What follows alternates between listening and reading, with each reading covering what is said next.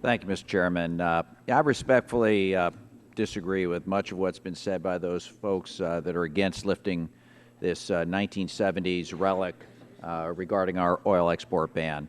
This is just not the 1970s. That thing was built around an OPEC-dominant world that is no longer the fact. We're one of the biggest, if not the biggest, oil producer in the world. It's going to stay that way for a long, long time. The shale boom everyone talks about, it's here to stay. World picture has changed. For those that are worried about strategic advantage, we still have the Strategic Petroleum Reserve, for goodness sakes. And this will lower gas prices for Americans.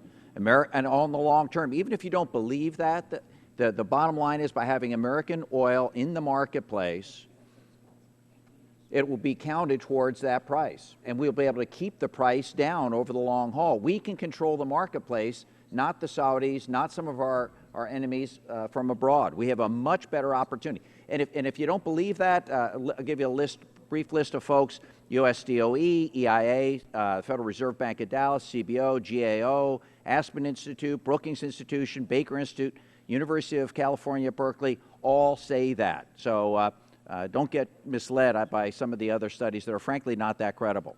It'll create thousands of jobs. I mean, this idea we're going to lose jobs over this is ridiculous. We have tons of jobs in the oil fields right now that we didn't have before. These refineries, our U.S. refineries, aren't going away. They're still going to be producing crude. Matter of fact, a number of them are going to probably change over to do the sweet crude, which is what they did about 20 years ago. If it's in their economic interest to process this, they will do so. There's also, frankly, operating engineers, laborers, other trade unions that are coming out in favor of this bill to create jobs. The trucking industry, rail industry, jobs, jobs, jobs. The idea this is going to hurt jobs by passing this bill, I don't think has any credibility whatsoever. And frankly, if you're an environmentalist, this sweet crude is a heck of a lot more environmentally friendly than the so-called sour crude. So if you want to improve the climate a little bit in a world where oil is going to be produced whether we like it or not, this is the way to go. And it is the right thing to do geopolitically. You know, unless you want to empower Iran and Russia some more, sure, vote against this. I think this would be a huge help in this regard.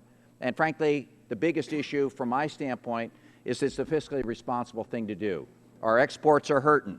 We have an abundant natural resources here in the United States of America. It's time for us to export some of that, improve our balance of trade, and drop down our fiscal deficit. And this isn't going to be the last word, colleagues. This will go to the Senate. The Senate will amend this bill. There'll probably be some renewable aspects put into this, hopefully things that maybe deal with climate change. I happen to believe in all that.